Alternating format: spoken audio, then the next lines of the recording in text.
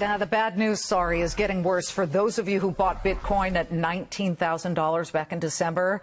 We understand your rage. You're down more than 60% now after the Justice Department reportedly aims its investigation laser at the cryptocurrency underworld. The DOJ has opened a criminal probe into whether traders are manipulating, call it what you want, rigging, spoofing the price of Bitcoin and other digital currencies. So in this Bitcoin Wild West, my next guest says not only won't this kill crypto, Avi Flombaum, who dropped out of college at age 20 and co-founded the Flatiron School, that's the oldest coding boot camp in America, says it'll strengthen and legitimize it. How so, Avi? Well, I think with these kind of technologies, education is crucial. The more people that understand how Bitcoin and blockchain work, the more that we can actually build technologies that will prevent this kind of manipulation. So exchanges can actually flag trades that look suspicious. And the power of blockchain and Bitcoin is really that it is money with memory. It's money that can be programmed, that can be made safe. And that's why teaching people how to understand these technologies, both regulators, lawmakers, investigators, programmers, that's what's going to help stabilize this market and have it recover. Sitting in that exact chair has been a guy named Mike Novogratz. I'm sure you know him. I've heard of him. He is a Bitcoin billionaire. He used to be at Fortress, big money guy on Wall Street, and he has said pretty much the exact same thing. He says this is actually good news because once we get the dreck out and the people who are really trying to manipulate this market, then it stabilizes.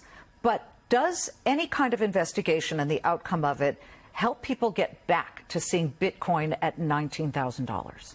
It's hard to make a prediction of exactly what's going to help Bitcoin get back to $19,000, but the more that people are scrutinizing it, the more that the economy around Bitcoin and the technologies and the education around it are developing, the more that it won't be a Wild West anymore. And I remember, 15 years ago as the internet was coming out, it was also a Wild West. And the more people that learned about how the internet works and could build applications that benefited a brighter future as opposed to a criminal future, the better the internet became. And I think that Bitcoin and blockchain and these technologies are following a similar suite.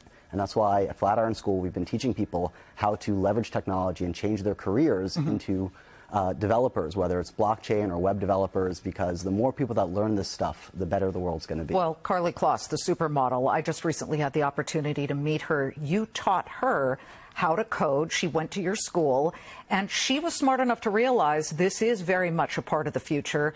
There's now word that the job market in blockchain and Bitcoin coding, or Ripple's currency, XRP, we should not ignore other cryptocurrencies. There are many of them, Thundercoin, you name it, it's out there, Ethereum, that they're really commanding nice salaries, are they not?